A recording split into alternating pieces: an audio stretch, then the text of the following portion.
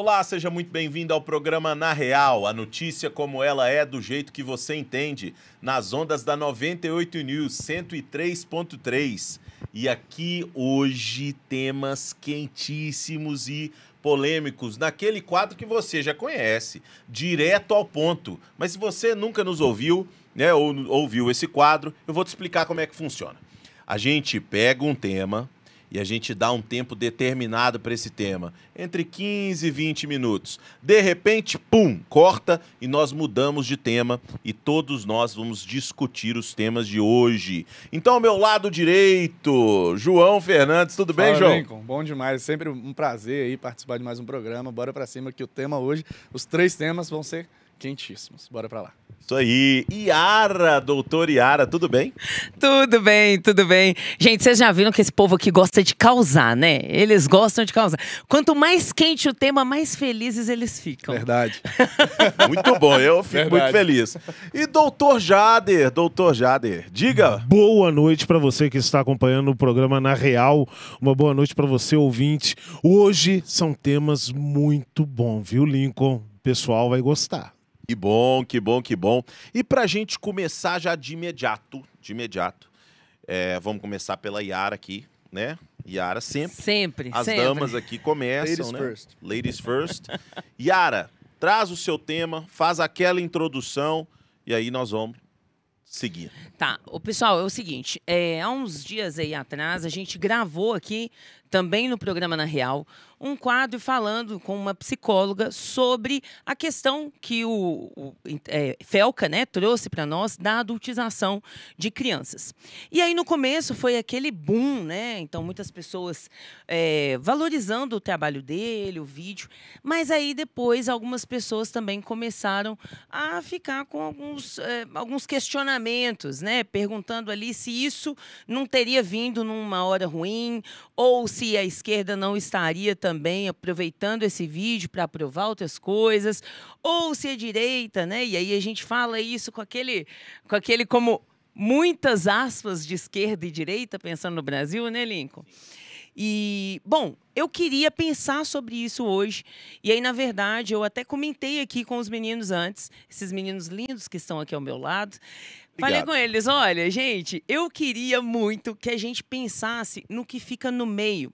Porque a gente pensa muito no contra, favor. E aí fica uma coisa assim, tá, mas o que tem no meio dessa questão? Então, eu proponho trazer alguns pontos. Então, quais são os pontos principais que quem é a favor da regulação traz? Quais são os pontos principais que quem é contra a regulação traz? E aí a gente discutir esse tema, esse meio. Essa é a minha proposta, tá? Então, olha, quando a gente pensa na regulação, se você pensa em pontos de quem normalmente defende uma regulação das redes sociais, a gente tem esses pontos aqui, olha. Alguns deles, tá? Combate à desinformação e fake news, redução de discurso de ódio e violência online, proteção da privacidade, responsabilização das plataformas, apoio da opinião pública e proteção institucional e democrática. Ok, esses seriam pontos que as pessoas normalmente colocam para dizer que são a favor da regulação. Por outro lado, a gente tem alguns contra-argumentos a essa mesma regulação. E, normalmente, o que está em pauta é risco à liberdade de expressão, definições subjetivas e arbitrariedade, autocensura e cerceamento do debate, barreiras à inovação, sobrecarga de moderação, perigo de perseguição política e redes sociais não como utilidade pública. Então, veja, são várias questões importantes. E aí eu queria que a gente pensasse um pouco sobre isso, não só de um lado ou de outro, mas que a gente trouxesse a partir de cada um desses pontos, né? Obviamente não vai dar tempo de todos, mas aqueles que tocam mais vocês, o que vocês gostariam de trazer para o debate, sendo contra, a favor, desse ponto específico para a gente pensar nesse meio da discussão. Pô, Yara, nosso pai, que paulada, hein? Que forte, isso, né? Forte. Que é isso? Quente. É um tema muito, muito quente, muito, muito atual, muito controverso, né?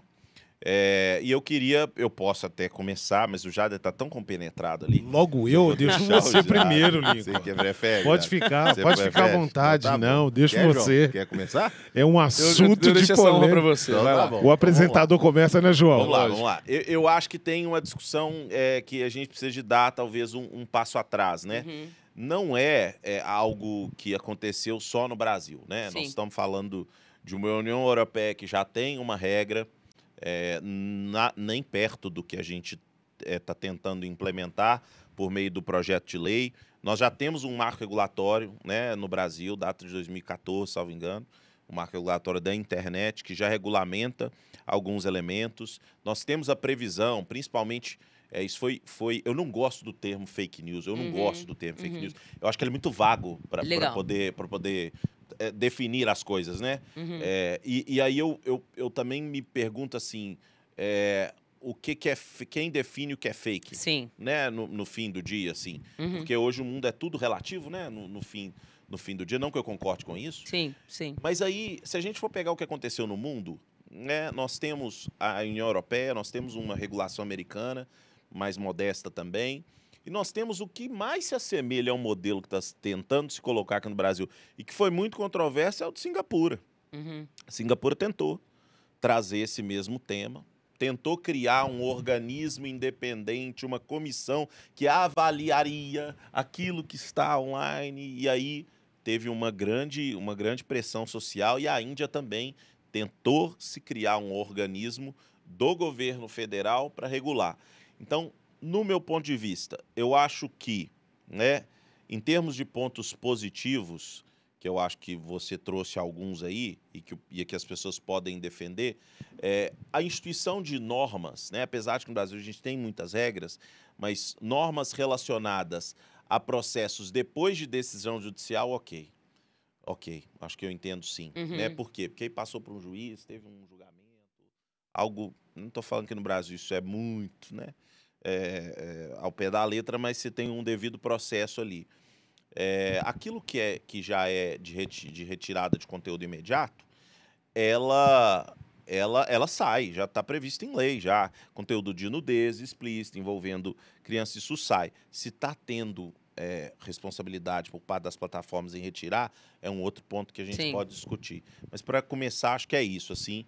E aí vou passar para o Jader, depois o João arremata para nós.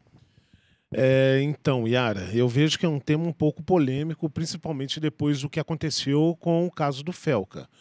Vou te dar um exemplo do que eu vi nas redes sociais da discussão, onde falaram que o vídeo dele seria uma cortina de fumaça para trazer essa regulamentação das redes sociais e não atacar diretamente a pedofilia que estava explícita e está explícita nas redes sociais. A minha preocupação é somente essa, onde as pessoas elas não estão debatendo mais o assunto sério que ele trouxe ali no vídeo, que seria a pedofilia, a exploração de crianças, adolescentes. E a minha preocupação em tudo isso que traz nas redes sociais, você que está nos ouvindo, é que as pessoas elas já não têm mais um certo pensamento crítico do que ela segue na rede social, do que ela compartilha, do que ela curte, do que ela ouve. Se tornou algo, Lincoln, sem controle. E o próprio vídeo e o próprio Felca demonstra isso, onde influencers estavam sendo monetizados cada vez mais por um conteúdo que é pornografia infantil. Sim, muitos aí vão ouvir agora esse termo, vão discordar, ouvindo no rádio, na sua casa, assistindo o programa, mas sim, era um conteúdo pesado, que, ao meu ver, muitos vão discutir a liberdade de expressão, a liberdade de trazer esse conteúdo para as redes sociais. Mas não, é uma linha um pouco assim, já explícita do que é crime ou liberdade de expressão, Lincoln. Vou te dar um exemplo hoje. Hoje, na gravação desse programa, um rapaz foi preso, se eu não me engano, no Paraná, que foi um dos rapazes aí que ameaçou o Felca de morte. A polícia entrou na casa dele hoje e descobriu que ele tem uma rede de hackers que invade o sistema de justiça do Brasil e abre mandados de prisão que não existem. Então, você está vendo que é um assunto muito sério a se debater. Sim. Em relação a essa questão de rede social, que não ficou algo mais superficial. Nós já estamos descendo camadas. E esse vídeo, ele desce camadas sérias e debates sérios sobre rede, sobre influencer, sobre monetização, sobre as plataformas que elas começaram a entregar conteúdos que não deveriam estar ali e derrubar esses conteúdos. Aí você falou uma coisa, Lincoln, que me preocupa, que é através de uma decisão judicial que podemos... Não, peraí, vamos regulamentar para a coisa se tornar algo sério. Sério, é um assunto que muitos não vão concordar e falar que, não, é uma censura e eu tenho a minha liberdade. Mas nós temos que ver a diferença de liberdade para crime. Por exemplo, esse rapaz que foi preso hoje. Sim. Numa ameaça de morte, numa mensagem dessa, é crime. Aí eu deixo com você agora. Eu podia só, antes de passar para o João, só pedir talvez para o Lincoln esclarecer essa diferença que você fez. Por exemplo, entre haver leis que já regulam e essa regulamentação, que talvez nem é familiar para todo mundo. Acho que é legal a gente mostrar a diferença. Hoje já existe, o Código Penal já tipifica crime. A internet é um meio, né? Então, se eu chegar aqui e xingar o Jader, ele pode me acusar de um crime de difamação, injúria, ou calúnia. Sim. Eu falar, o Jader é isso, né? Ou a Yara é isso, ou o João é isso. Já existem formas na justiça de eu responsabilizar o Jader, o João, a Yara. Desculpa, vocês vão me responsabilizar porque eu te chamei vocês. Então, isso já existe. O que o Jader traz, e é o ponto que talvez, dentro do que você pediu para eu explicar, é o seguinte... Quando eu trago para algo que é mais simples, sem processo, sem contraditório pela defesa, o que é um processo? Processo é o contraditório. É o João falar assim, olha, o Lincoln me xingou. Eu falo assim, não quis dizer isso não. Eu disse isso e isso. Aí o João vai trazer as provas dele. Aí existe um processo, né? Certo. Isso é a diferença do contraditório e da ampla defesa. Quando existe já aquilo que está tipificado, como que o Jader trouxe, por exemplo, já é crime a exploração infantil. Já é crime. Então, a retirada daquilo que é notoriamente crime, ela tem que ser imediata, né? Ela tem que ser imediata. Até para preservar a vítima, que é a criança. Né? A vítima é a criança, no fim do dia. Ela é a vulnerável, ela é a parte frágil. Ela tem. É por isso que o Ministério Público entra na causa e tira. Da ameaça de morte, a mesma coisa, né? É porque está em voga também, né? Porque várias pessoas são ameaçadas de morte aqui no dia a dia e não acontece uma prisão, porque o caso. Então, assim, o difícil hoje para nós ir passando por João é o seguinte: olha, nós vamos regular? Quem vai regular? Quem vai falar o que é e o que não é? Essa que é a grande, acho que, discussão do tema. Me preocupa também essa questão da discussão do tema em relação ao capitalismo que se envolve nas redes sociais em monetizar. Porque vídeos como aquele não deveriam estar nas redes sociais, as plataformas deveriam estar derrubando aqueles vídeos. Sim, mas é uma monetização, é uma monetização e um capitalismo por trás. Por quê? Quanto mais eu entrego para aquele consumidor, mais ele consome e mais venda eu faço aqui dentro das redes sociais. Então me preocupa um pouco isso também, sabe, Yara? É um bom ponto. João. Pessoal, esse é um tema muito delicado, né? E acho que é muito atual também. E eu não quero entrar aqui no mérito, por exemplo, de falar disso em cima do vídeo do Felca. Apesar do vídeo ter sido muito importante, não é sobre o vídeo que vamos falar, porque acho que todos concordam que a adultização ali é um problema que a gente tem que combater, mas isso também já está tipificado lá, por exemplo, no ECA, né, Estatuto da Criança e do Adolescente, também já está no Código Penal, como bem disse aqui o próprio Lincoln, mas a gente vai falar aqui, por exemplo, sobre a liberdade ou não das pessoas, por exemplo, de dizer o que precisam de ser dito ou querem ser dito na internet. Agora, a responsabilização desses atos também tem que acontecer.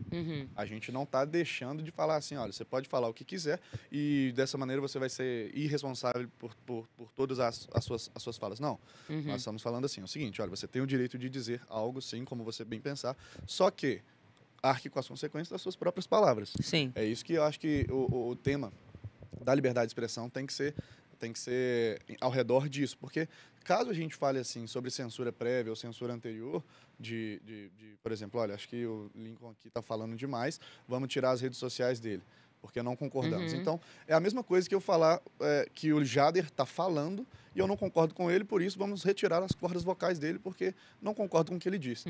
Então, a rede social hoje ele é um meio de comunicação, assim como a minha voz mas eu não consigo, né, falar aqui no celular e mandar para você aí, a não ter através da internet. Então, a internet ela é um meio, né, para que a comunicação ela chegue às pessoas. Então, assim, eu acho que eu já disse aqui em outros programas, onde antigamente, né, nós estudamos nas aulas de história a Ágora, né, onde a gente debatia muito, debatiam-se, né, grandes filósofos debatiam-se temas importantes da humanidade, de filosofia, nas ágoras, e esse é o ambiente da rede social hoje, onde a gente, de fato, olha ali e fala assim, olha, existe sim um grande aglomerado aqui de informação, existe sim mentiras, né? Não vou também usar o termo fake news, porque eu acho errado essa importação que a gente sempre tenta fazer dos Estados Unidos, uma coisa que acontece lá não necessariamente é a mesma coisa que acontece aqui. Então, assim, essas mentiras que rodam por aí sempre existiram. Na história da humanidade, mentiras, elas, né, existem grandes ditados populares aí que diz assim que mentira ela corre mais do que a velocidade do pensamento. Então, assim, então mentira ela é uma realidade. Nós temos que entender como combater com a mentira. Eu não acho que seja com censura prévia ou censura até mesmo posterior, e sim com a verdade. Então, se nós temos algo aqui a ser debatido, é que mentiras ou fake news, vamos usar esses termos aí, né, que são tanto ditos, se combate com mais liberdade de expressão. Com mais liberdade de expressão, para que, se eu disser uma mentira, o Lincoln chegue e fale assim, não, isso aqui está errado por conta disso, disso e disso, aí ele vai elencar os pontos dele e pronto, e vocês dois que são telespectadores vão olhar os dois pontos e falar assim, não, chegamos à verdade, a verdade é o que o Lincoln está dizendo, ou então nenhum dos dois, a verdade é um meio termo aqui. Então, eu acho que a questão da liberdade de expressão, o combate às fake news, o combate a todos esses crimes online, primeiro, que crime já está tipificado no Código Penal. Caso a gente tenha duas legislações para reger a mesma coisa, qual vai sobrepor a outra? A gente tem que entender isso. Isso aí é uma insegurança jurídica que se cria no Brasil. E, em relação ao vídeo do Felca, né, o PL 2628 de 2022, que é o PL que eles voltaram para tramitar, por conta da questão da adultização, e colocaram lá no meio temas que são contraditórios ali no quesito de censura. Eu acho que é perigoso a gente começar a falar muito disso como se fosse algo tranquilo. Podemos regular ou não? Não, já está regulado, já existe crimes tipificados, né, na nossa legislação. A internet ela é meio. Ela é meio, então acho que você regular o meio, você tentar cercear o meio de comunicação, acho que é perigoso. Ô, João, eu posso dar um exemplo com base no que o João falou? Recentemente eu estive na China. Lá o WhatsApp não funciona na internet local. É um WhatsApp, é um outro aplicativo, né? Eles têm um aplicativo. Tem o WeChat, mas é porque o WeChat é todo controlado. O WhatsApp não é controlado. E aí a pergunta que fica é quem controla, né? E se a gente for regular, a gente vai criar um tribunal da verdade ali, como quem já leu aí 1984 sabe do livro, do livro, né? Fala do Tribunal da Verdade, que você dá muito poder ao Estado e ele vai dizer o que é verdade ou não ao bel prazer dele ou então ao bel interesse dele. Né? Caso uma informação seja contra aquele governo que ele está, quem vai dizer que é verdade ou não? Se ele disser que é mentira, então pronto, é mentira e ali acaba o assunto. Não. Até mesmo é uma maneira de regulação da população e eu acho que é muito poder entregue ao Estado. Eu acho que quem sabe sempre a melhor decisão para o indivíduo é o próprio indivíduo mesmo. Então, quanto mais liberdade de expressão, melhor. Quanto menos Estado, melhor também. Eu não concordo muito com isso.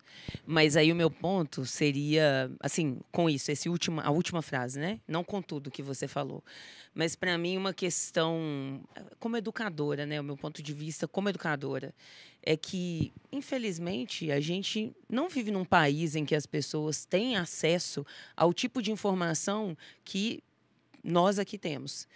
Então, quando a gente pensa, o indivíduo sabe o que é melhor para ele, eu acho que isso é problemático se a gente pensa assim, será, né? Yara, mas aí, se ele não sabe, quem sabe? Posso continuar, né?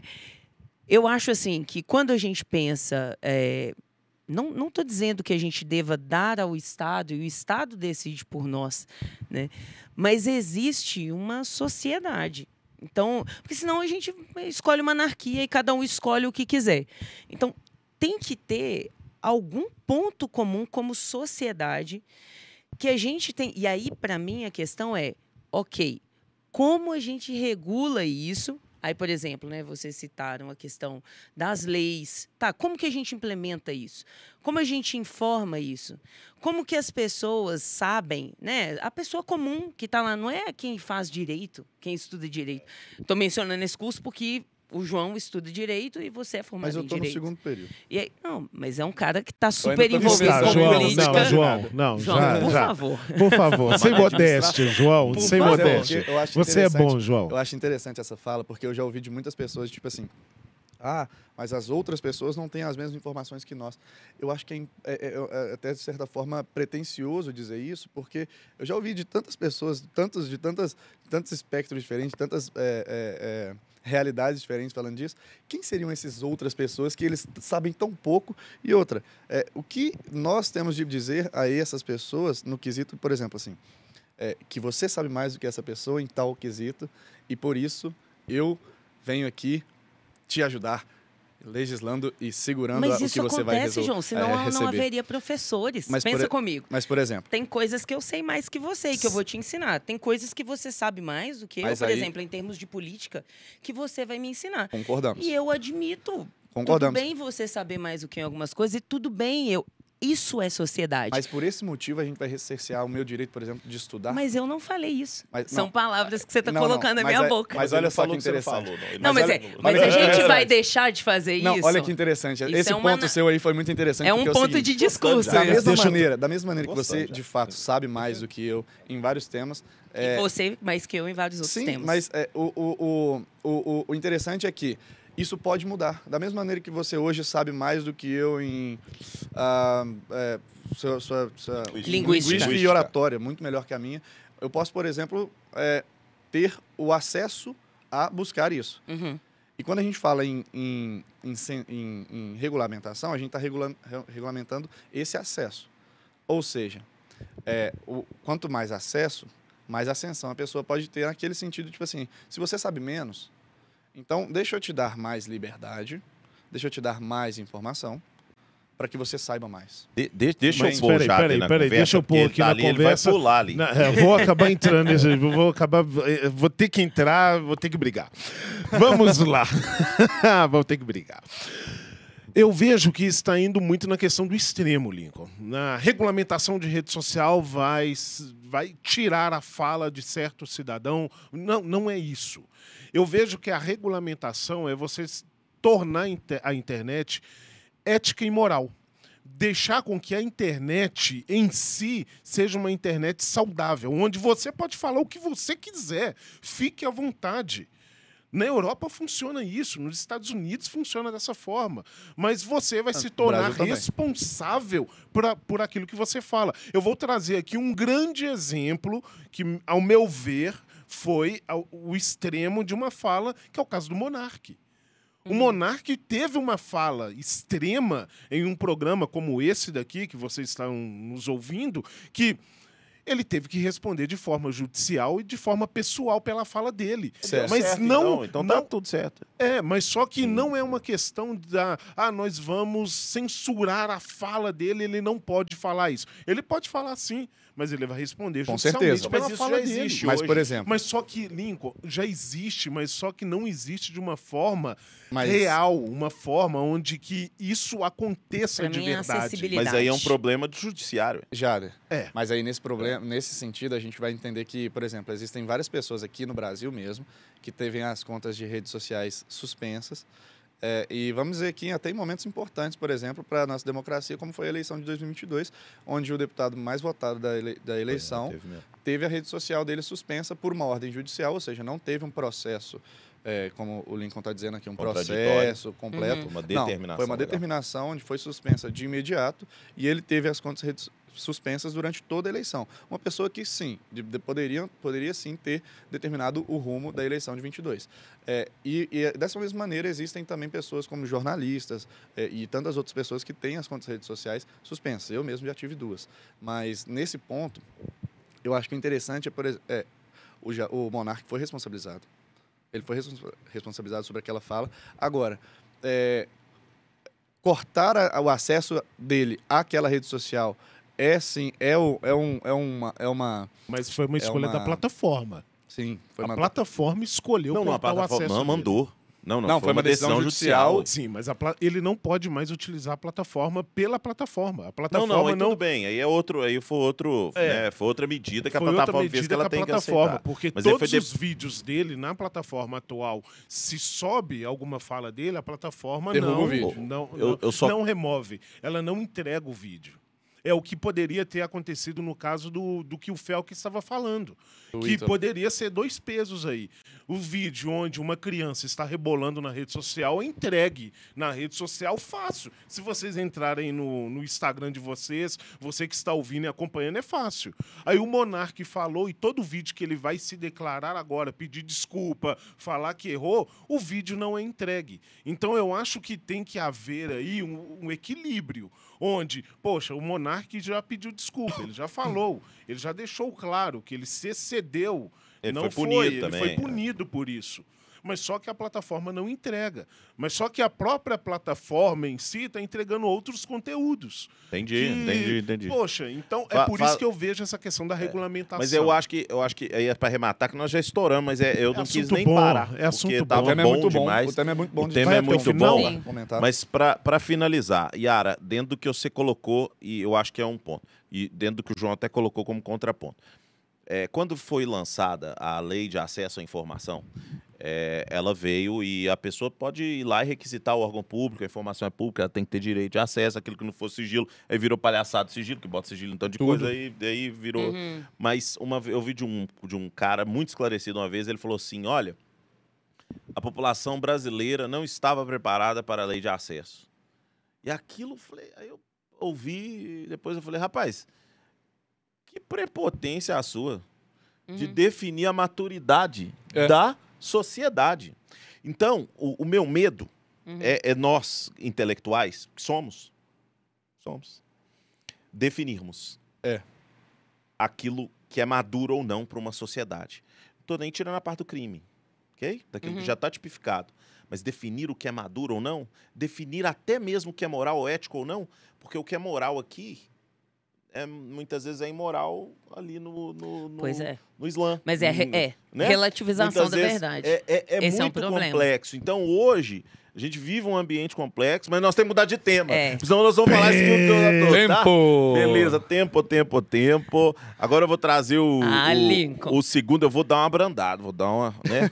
Não, você quer diminuir Diminuir agora. um pouco, porque agora eu acho que tem que ser mais reflexivo. Entendi. Esse Pode, que você vai pode falar pedir o pessoal para guardar as luvas de boxe que estava guardando. Terceiro round. Pode, terceiro. Jader, traga o seu tema, porque eu acho que o seu tema ele é muito relevante, porque ele diz respeito a algo que é muito grave, é muito sério, tem implicações, inclusive emocionais, em muitas vezes, e de uma busca por algo que talvez é tão natural seguir. Traz aí. Boa noite você que acompanha o programa Na Real. Então vamos ao meu tema, Lincoln, onde é o medo de envelhecer. Você que está nos ouvindo, está nos assistindo, eu quero saber de você se você tem medo de ficar velho. Mas eu quero trazer uma introdução aqui antes de levantar esse tema para os jovens que estão aqui presentes, né, João? Presente. E os outros idosos que somos nós. Que isso, gente? Vamos lá. Não. No Brasil, existe atualmente 32 milhões de idosos com 60 mais. Hoje no Brasil, segundo o censo de 2022, onde preocupou o governo em si que desse total 56% aumentou em relação ao censo de 2010, onde nós estamos com uma população envelhecendo cada vez mais. Aí eu faço essa pergunta para você que está nos ouvindo aqui. Você tem medo de envelhecer? Porque o medo de envelhecer, ela é a gerascofobia, onde você, aqui, nós, temos esse medo devido a alguns pontos. E eu quero trazer para vocês aqui 4 pontos, onde eu fiz esse levantamento e preocupa a população e preocupa todos os jovens que nos ouvem. A aparência. O Brasil é o maior, você que está nos ouvindo, que faz cirurgias plásticas no mundo, Lincoln. Nós Caraca, não sabia desse assumimos número, o primeiro lugar. A gente é bom pra caramba em fazer cirurgia plástica. Não fica bom o resultado de alguns, não. Onde a aparência se tornou um certo incômodo nas pessoas. Porque ninguém mais quer aquele pé de galinha, ninguém quer mais ter aquele visual de um senhor sênior. Então nós estamos buscando cada vez mais na estética, as mulheres principalmente também, mas os homens também não estão ficando para trás, porque hoje você tem vários tratamentos para o cabelo. Você que está nos ouvindo, o Jadeki é careca, viu? Hoje tem implante. Então, nós estamos correndo daquela aparência de velho e queremos nos tornarmos cada vez mais jovens. A dependência financeira. Hoje, Lincoln, Yara e João, o INSS paga 23 milhões de aposentados, cerca de 70% desses 23 milhões recebem o salário mínimo. Então, muitos ficam com esse medo do envelhecimento, porque recebe uma aposentadoria minúscula.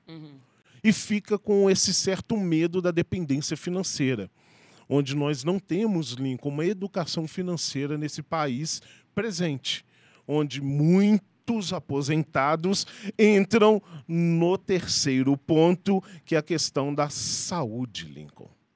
Onde se gasta esse dinheiro de salário mínimo com remédios, planos de saúde, hospitais, e ficam com esse receio e medo do envelhecimento, onde vai depender de pessoas para a saúde.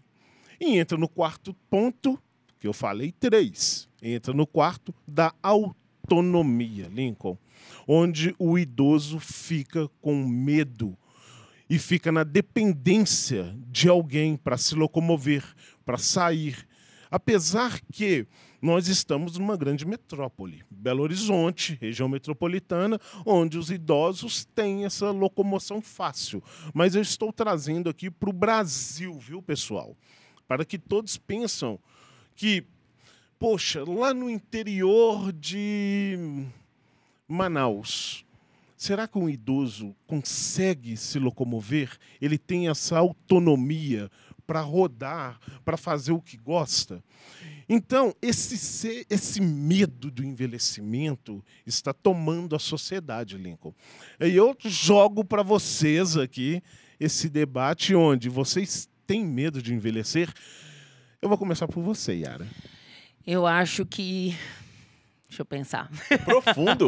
Não, não é profundo, é meio filosófico. É meio filosófico. Peraí que eu vou ali Você pensar. fica de frente com o seu eu do futuro, né? Coloca o espelho. Eu aqui, volto ó. em 10 minutos, gente. Uma pausa. Olha, eu tenho sim, Jader. Eu tenho medo de envelhecer.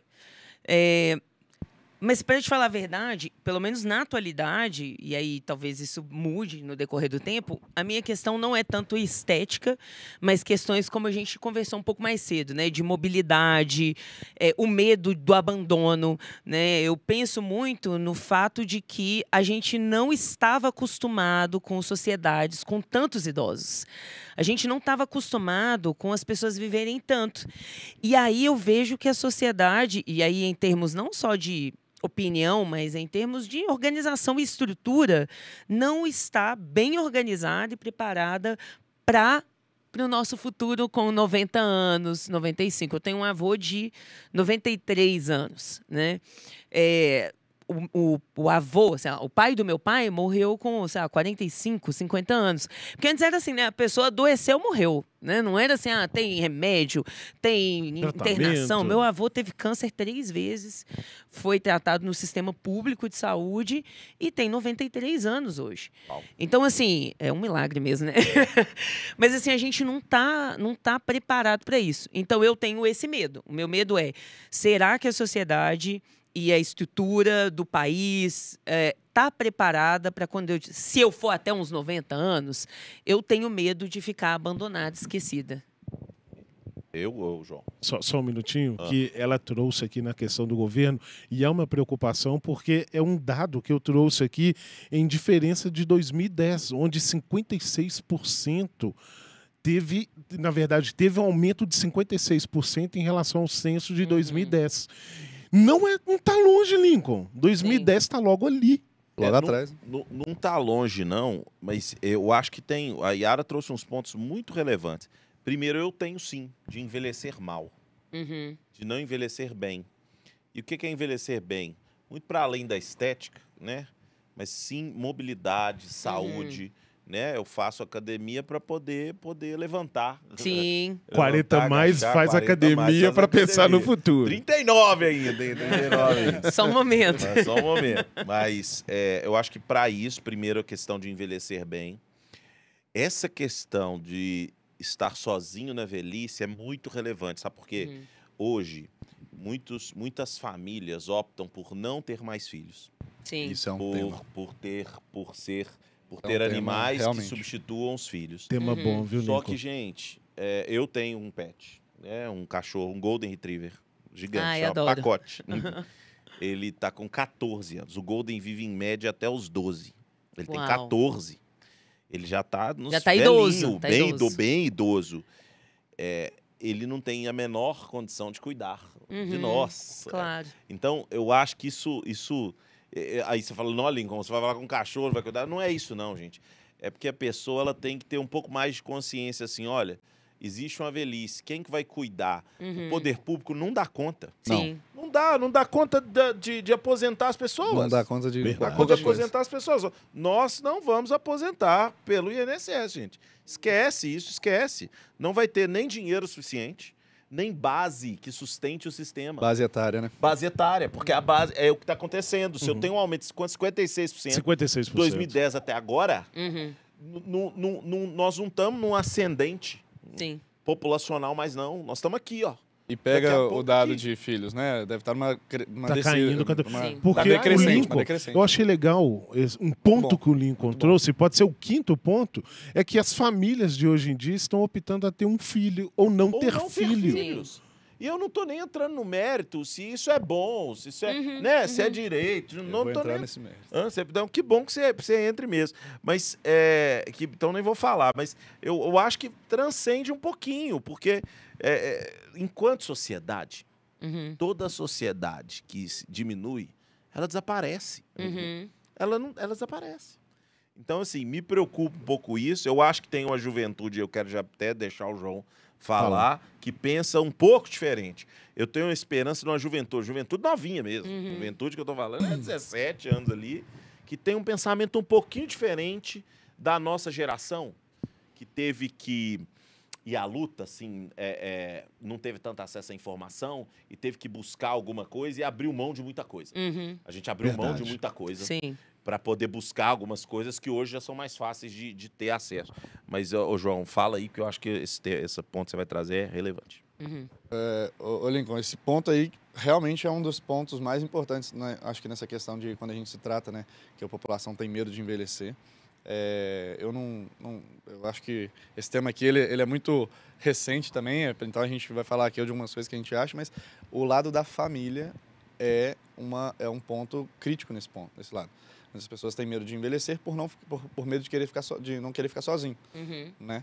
Às vezes, tipo assim, nossa, mas quem vai cuidar de mim na minha velhice? Ou então, nossa, eu vou ter que ir para uma casa de repouso, ou então alguma coisa do tipo. Mas antigamente, meus pais, por exemplo, têm 7 irmãos, meu pai, e minha mãe tem 4. Com ela, 4, né? Então são 3 irmãos. E hoje, os 3, com minha mãe, 4, cuidam da minha avó. E antes, quando meu avô era vivo, os 7 cuidavam do meu avô. Então, a família ela tem uma base muito importante. Eu acho que aí a gente vai entrar em outros temas, mas eu não quero entrar muito nisso não, mas questão de que a família ela está sendo remoldada de alguma maneira, aí eu entro no tema que é de forma proposital. Estratégica e propositalmente. Intencionalmente. É. Mas isso tem reflexo no futuro. Então, assim, e isso é verdade, Lincoln. Eu tô vendo muitos jovens hoje da minha idade que querem ter muitos filhos. Eu, por exemplo, quero ter 5 ou 6. Ó, que legal. 5 ou 6 filhos. Bacana, velho. E olha, e aí muita gente fala assim... Que dinheiro. Exato. E aí muita gente fala assim, nossa, mas vai ser difícil achar uma mulher assim. Nem é tão difícil, tá, cara? Muitas hoje as mulheres falam assim, nossa, eu quero ser mãe, quero trabalhar, tudo bem, mas quando for a hora de ser mãe, eu quero também ser mãe e tudo mais. Então isso é muito bonito de ver voltar aquele ao cerne principal da nossa sociedade, porque nossa sociedade, se a gente diminuir, né, país, estado, cidade, bairro, rua, qual que é a menor unidade da nossa sociedade? Não é o indivíduo, é a família. A menor unidade da nossa sociedade é a família, que é onde ali você é criado, onde você é de fato formado e você vai depender dela também no futuro, né? Então, assim, a família, como a gente entende hoje, ela tem que, sabe, vamos lá. Todos os ensinamentos bíblicos dizem isso, né? Que os filhos vão cuidar dos pais e que isso é muito importante. Mas vamos voltar só um pouquinho no tema ali, aí saindo um pouco dessa questão dos filhos, que eu acho interessante a questão que você estava falando, Jader, da questão de envelhecer bem, né? A questão da estética. A estética, quando a gente fala de envelhecer, eu acho que muitas pessoas têm medo, e eu falo isso porque dentro de casa, minha mãe tem muito medo de envelhecer, por questão de falar assim, nossa, mas aqui, tá vendo? Uma verruguinha que acabou de nascer ali, aí eu aperto o olho para ver, eu não vejo nada, mas ela tá vendo alguma coisa ali, e ela jura que tem que fazer um botox por conta daquela verruguinha ali. Tem um filme que é muito interessante, eu acho que eu vou até deixar uma sugestão para vocês, chama A Substância. Já viram esse filme? Já vi o filme. Não, nunca vi. É muito bom. Esse filme é sensacional, era Demi Monroe, onde ela mostra ela jovem no início do filme e depois, ao decorrer da carreira dela, ela vai ficando mais velha, mas não deixa de ser uma mulher muito bonita. Mas ela não enxerga isso e acaba fazendo muitos procedimentos. E aí o filme, eu não vou dar spoiler, mas o filme, o enredo é esse. E aí mostra, né, que lá na frente ela vira literalmente um monstro, não estou falando tipo assim, nossa, ela literalmente vira um monstro, mas é irreversível e ela se arrepende amargamente daquilo ali e olha para a foto dela como quando ela se achava feia, fala assim, nossa, olha como eu era bonita, né? As pessoas... Gerascofobia. Exato. É o medo de envelhecer. Então, duas coisas, se aceitem como você é, bela como você é, e belo também. Não, belo não. Homem, não. Mas, e tenham filhos. Eu falo pra você, belo bonito, como você é. Muito obrigado. Não. E tenham filhos. E dessa população idosa, vocês que estão nos acompanhando, meus caros colegas aqui, 56% desse total de 32 milhões de idosos, 56% é do sexo feminino e 44% do sexo masculino. Então, as mulheres estão vivendo mais, a gente vai ao se médico. tratando mais, isso é verdade, se cuidando mais. Mas eu trouxe esse tema porque eu fiquei, Lincoln, eu tenho uma idosa lá na minha casa, minha mãe. Minha mãe é uma idosa e ela é uma idosa que envelheceu bem. Ela envelheceu bem, mas chega aquele certo momento, Lincoln, que você vê que não tem mais aquela mobilidade. Fica numa dependência de locomoção, de fazer as coisas comuns dentro de casa. É rotineiro, né? Rotineiro. E isso me preocupou, sabe, Lincoln, também, de eu tenho um filho. De chegar numa certa idade onde eu ter essa dependência e como eu ter um filho e o filho ter a família dele, eu não preocupar o meu filho nessa questão dessa dependência. Isso que fica aqui girando na minha cabeça e eu trago para o ouvinte aqui que está nos escutando se isso também gira na cabeça deles. Eu acho que essa pergunta tem que ficar para nós, né? Nós até estouramos o tempo do tema. O tema foi tão bom, mas nós rodamos bastante nele. Sim. E eu queria deixar, e o Jader já deixou essa reflexão para quem está em casa, e reflexão sobre a vida mesmo, não só sobre a velhice, sobre os seus pais, né? Se você está em casa, você tem pais idosos, tem feito aquela visita, tem ligado para eles, Exato. tem se importado com eles. Muitas vezes seu pai está numa casa de repouso, tem procurado ele, se coloque no lugar dele. Eu acho que esse tema é para a gente se colocar no lugar. Empatia, né, Empatia, para a gente fazer diferente, já pensar diferente, né? De uma geração. Muito bom tema, viu, Jader? E, infelizmente, nós temos que cortar tempo. Vamos para o último tema, vamos voltar a dar uma esquentada, fomos reflexivos agora. Estamos até calmos. A luva de boxe voltou Quase para mim. Calma, Mas o tema do pensando João... aqui. Lei Magnitsky. Isso, não é? exatamente. Lei Magnitsky. E o João vai fazer uma introdução, mas a Lei Magnitsky, eu não sei se ele vai trazer nessa perspectiva, eu vou só complementar aqui. Ela tem uma origem num auditor que foi preso lá na Rússia. Sergei né? Magnitsky. Sergei Magnitsky. Então, por favor, João, traga o tema aí, vamos debater. Muito bom. O tema, ele é atual, nada mais atual do que falar dessa lei Magnitsky, que o ministro Alexandre de Moraes está sendo sancionado por ela. Eu queria trazer um pouco, de fato, isso aí que você acabou de dizer, que é como essa lei começou, né? Essa lei ela foi criada pelo Congresso dos Estados Unidos para sancionar a Rússia, quando ela prendeu Sergei Magnitsky, que ele foi morto na prisão, morreu na prisão, na verdade, né?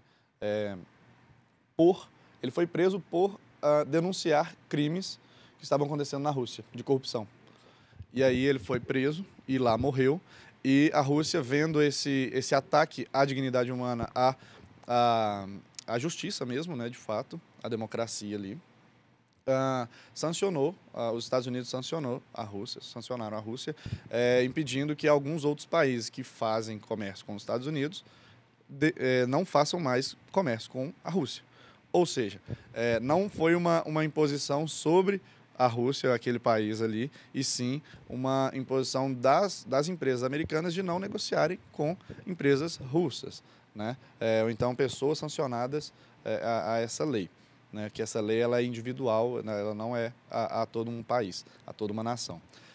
Visto isso, depois em 2012, já na gestão de Barack Obama, essa lei ela tinha um prazo e essa lei ela foi prorrogada e, na verdade, também expandida, né, para outros países, para outros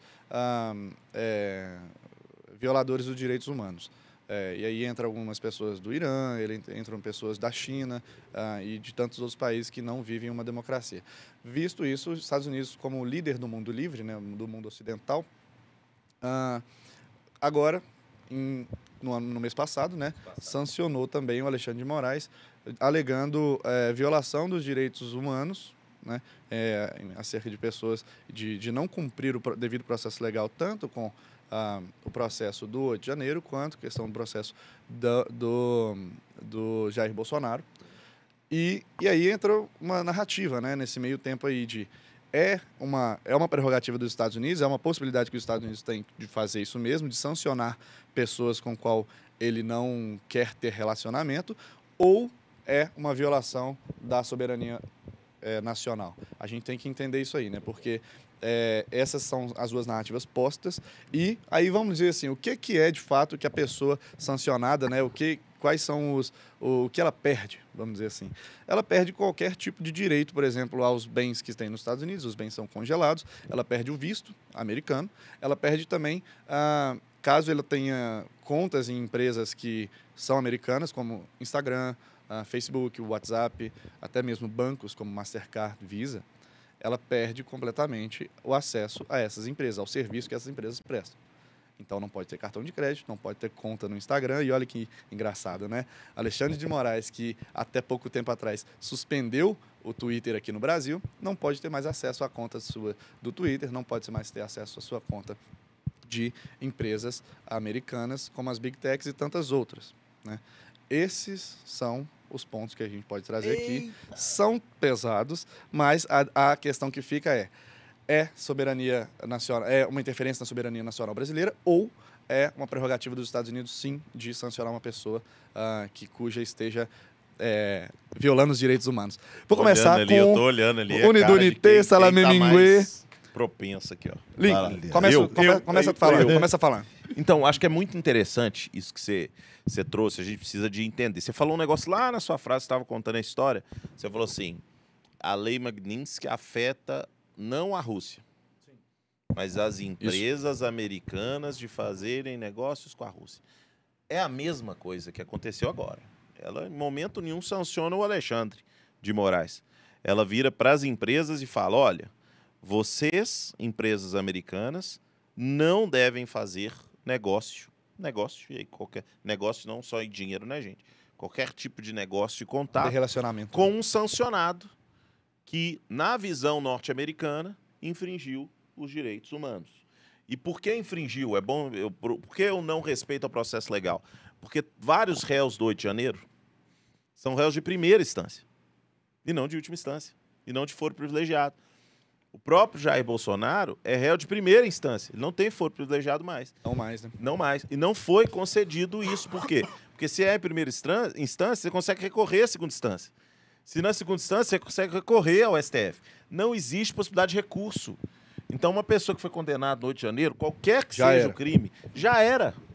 Então, isso é, e aí internacionalmente, visto como uma violação aos direitos humanos. Então, é bom explicar isso, porque fica muita narrativa, muita balela. Mas eu acho de um isso, lado, mas de eu acho outro, de um lado, aí, porque é isso, do outro, porque é isso. Não, o que de fato aconteceu é isso que a gente falou para vocês aqui. Na real é isso. Né? Por que o Alexandre de Moraes foi colocado? Estão só recapitulando. Porque ele, na visão norte-americana, infringiu os direitos humanos a não colocar essas pessoas com julgamento em primeira instância. Então, tá aí. Do Jair Bolsonaro, a mesma coisa. Então, é muito claro e objetivo, como tudo nos Estados Unidos é. Lá é assim, ó, pá, pum. Não fez? Fez. Jader, você vai entrar aqui no meu país, você teve algum envolvimento com ato terrorista? Você falou não, descobriu que teve? Bum, sanção ultra pesada. Se você confessa que teve, ele só não te deixa entrar e dá uma sanção mais leve. Então, acho que é muito bom. Entendo eu como soberania. Não tem nada a ver com soberania brasileira. Tem a ver com um desejo, uma lei americana que aplica-se às empresas americanas e, naturalmente, afeta aqueles sancionados. Yara? Aqui, seja tudo. Conte-me seu ponto de visão. Cara, eu tenho mais perguntas do que afirmações, na verdade. Porque, assim, por exemplo... E, assim, não são questões necessariamente objetivas em relação a o que aconteceu, por que isso, tal. Eu tenho questões, assim, que me afetam em termos, sei lá, éticos, de compreensão, como sociedade brasileira, etc. Então, por exemplo, algumas questões que eu tenho pensado sobre isso, né, nos últimos tempos. Eu não entendo muito bem, por exemplo, por que eles... Quando a gente pensa, né, no que foi feito pela lei, de que forma se diferencia, por exemplo, o que é... Ok, os Estados Unidos impedem alguém de entrar lá. Eu entendo isso, né? O país, assim, teoricamente, é soberania, então eu não quero que vocês entrem. Obviamente que a gente tem questões da ONU, refugiados, etc., que aí outras instâncias intervêm. Mas aí... Por exemplo, eu estava refletindo sobre de que modo isso afeta a gente pensando aqui dentro, por exemplo, uma pessoa. E aí vou tentar sair um pouco da figura do Alexandre de Moraes para a gente tentar pensar. Porque eu fico pensando assim, tá, beleza, ok, Alexandre de Moraes tá lá, longe. Mas e comigo, assim, se eu fizesse alguma coisa, não sei, como é que isso me afetaria aqui e em que termos o que se aplica como lei, uma lei de outro país, implica comigo aqui, por exemplo, a questão da mudança da bandeira do Banco do Brasil, que foi feita Né? e tal. Não tem, mas nem Então, a tipo Elo assim, vai... É porque é o seguinte... Então, como que você mantém a soberania? Porque, por um lado, eu entendo, ok, o país fala, não queremos negociar com vocês. Estou falando isso sem considerar essas outras instituições que tentam, de alguma forma, mediar as relações entre os países. Aí é uma questão... Tá, vai. Essa é uma primeira questão. Vou soltar todos, que aí talvez alguma relacione com a outra. Num outro ponto de vista, também eu fico confusa com essa questão dos direitos humanos, porque eu não entendo como que isso se aplica ao Alexandre de Moraes e não se aplica, por exemplo, ao que acontece, sei lá, nas guerras de Ucrânia e Rússia, Israel e Palestina. Mas eu não estou vendo o Trump fazer... Não, por exemplo, tem vários terroristas, porque existe um código... Até a guerra... Tem um código de ética. Existe um código de ética na guerra. Né? Então, quando um terrorista é sancionado, eu vou pro Jader falar, quando um terrorista é sancionado, é porque até aquele código ali que existia não é um cessar-fogo que não foi cumprido, é o bombardeio de uma escola. Isso entra nas sanções, né? Então, é porque parece que é mais brando, né? Prender gente é mais brando que matar gente. Na verdade, a minha dúvida é tipo assim, por que está acontecendo isso aqui e, ao mesmo tempo, os Estados Unidos... E, tipo assim, olha, eu nem tô falando que eu tô a favor da Palestina, eu nem tô falando disso, não, tá? Eu tô usando isso como exemplo, porque foi o exemplo que me veio na cabeça. Porque, por exemplo, os Estados Unidos têm um grande apoio a Israel. Sim. E aí tá acontecendo toda a situação por causa do que o Hamas fez, na minha visão.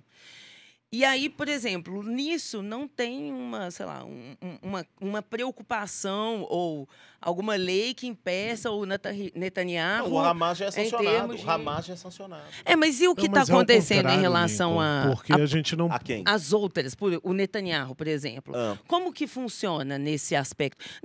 Lincoln, eu não estou... Não, mas é interessante porque, olha só, o Netanyahu, estou usando esse exemplo, ele está em guerra com quem? Teoricamente, Hamas. com o Hamas. Com o Hamas. Mas aí tem um monte de palestinos morrendo.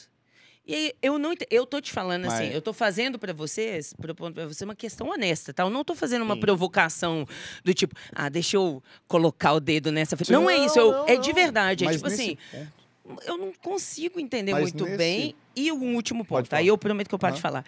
Um último ponto eu não tô entendendo as celebrações dentro do Brasil com todas as, desculpa a palavra, as ferradas que a gente está levando. E aí você vê as pessoas nas redes sociais, tipo, celebrando algo que está lascando o país, lascando... Eu não entendo, assim, para mim parece um grande circo. E o meu questionamento, é uma angústia mesmo, entendeu? Assim, resumindo, tudo isso está me deixando bastante angustiada, entendeu? O Jader tem que falar. Pode falar. Ele não vai falar e depois nós comenta. Ele fez uma pergunta que estaria ali em relação à soberania do Brasil. Está sim ou não? Cara, tem uma frase que é da minha casa. Roupa suja se lava em casa. Isso é lá da família Monteiro, da família Brás. Roupa suja se lava em casa. Eu acho que não deveria estar envolvendo lei dos Estados Unidos com um juiz no Brasil. Não, roupa suja se lava em casa. Deixa o sabiá cantar aqui dentro. Nós temos aqui políticos fortes o suficiente para bater de frente contra o Alexandre. Tem políticos fortes o suficiente dentro do Brasil, tem pessoas fortes no Brasil que conseguem. Agora, uma lei dos Estados Unidos vir para o Brasil... O tio lá da padaria que está nos ouvindo agora e está sem entender, tipo assim, beleza, o que isso vai afetar a minha vida aqui, vendendo meu pão, vendendo meu cachorro-quente, vendendo meu comércio, o que isso vai afetar? Nós estamos levantando, acho, uma bola por uma questão que eu vejo que deveria ser lavada aqui dentro. A gente já está polarizado demais, já está brigando demais por conta de político. no meu ponto de vista, tá, Lincoln? Estamos perdendo um tempo da população para discutir algo sério, algo importante. Ele pode estar errado na questão dos direitos humanos, Lincoln? Pode, mas vamos discutir dentro de casa, vamos brigar dentro de casa, onde nós temos um político lá nos Estados Unidos que está trazendo temas, falando o que pode ou o que não pode. Esse é o meu ponto de vista. Eu passo para você, João. A gente tem que Jader, vai, João, vai rapidinho. Eu acho isso interessante você dizer isso. Mas o que... ele pode estar infringindo direitos humanos. Não, ele não pode. O Alexandre de Moraes, ele é o cara que vai defender, de fato, na última instância, na instância superior da nossa nação, a nossa Constituição e os direitos da nossa... Mas onde está a bancada dos direitos humanos aqui no Brasil numa hora dessa? Você está conversando com quem? Dentro de casa quem se lava roupa suja, mas e se, por exemplo, dentro de casa tiver um marido que está batendo na mulher e a mulher não consegue se defender? Esse é o problema. E aí sim pode-se ter uma interferência externa, por exemplo, da polícia, de entrar lá e falar assim, você não vai fazer isso porque isso é errado. Mas aí é dentro de casa que se resolve. Mas dentro de com uma democracia capenga como nós temos hoje, uma pessoa que está de fato ultrajando ela e vilipendiando ela, não é com mais democracia que a gente vai conseguir resolver isso. Mas você não acha que houve também um excesso? Não é um colegiado? Você acha também que houve um excesso? Não, é um colegiado, mas está tendo decisões monocráticas. Não houve um excesso também? São decisões monocráticas. Levantar aqui para encerrar. Você não acha que também houve um excesso também do Moro em relação ao Lula, de estar expondo nas redes sociais tudo que ele fez de errado? Sim, mas ele foi julgado em qual instância? Primeira, segunda e depois a STF. Aí ele recorreu. Aí ele foi condenado de novo. Aí ele recorreu a terceira, aí ele foi inocentado. Exato. O que está acontecendo, e aí eu queria, até para arrematar, que nós estouramos o tempo, já estamos ali e sendo chamada a atenção. A gente tem que fechar. Fechando o tema, nós acabamos misturando um pouquinho sanção dos Estados Unidos em relação ao comércio, não tem nada a ver, não vai impactar o pipoqueiro. Não impacta ninguém. Só ele. Segundo ponto, não é uma lei americana que está valendo no Brasil, não tem nada a ver uma coisa com a outra. É uma lei americana aplicada às empresas americanas, ponto. Ela tem impacto na vida do sancionado, seja ele uma coisa, ponto. Acabou. Sobre lavar roupa suja em casa, concordo que a gente não tem que fazer propaganda do Brasil ruim fora, né? Mas hoje, e aí não é um problema se é o político A, B que está levando lá fora as informações, mas existe um país que decide. Que é o país, que é os Estados Unidos. Ele decide, ele que escolhe. Pode levar um tanto de coisa, como um tanto de gente já levou, e não acontecer nada. Dessa vez ele enxergou e aí eu concordo com a Yara, enxergou só aqui, podia ter enxergado em outros lugares, em outros fatos, em outros casos. Mas isso é programa para um outro negócio, velho. Isso é tema. É tema, cara. Outro programa e nós estouramos o tempo. E eu te peço desculpas porque nós estouramos o tempo. Nós vamos trazer essa temática, acho que de novo, essa e as outras que a gente achar interessante. Mas eu queria te agradecer por ter ficado conosco. Muito obrigado até o momento. O Na Real é feito para vocês. Então, muito obrigado pela audiência. Nos sigam nas redes sociais. Programa Na Real. 98. Né? 98 News. 103.3. 103.3. E valeu. Pessoal, até a próxima. Até a próxima. Tchau, pessoal. Valeu.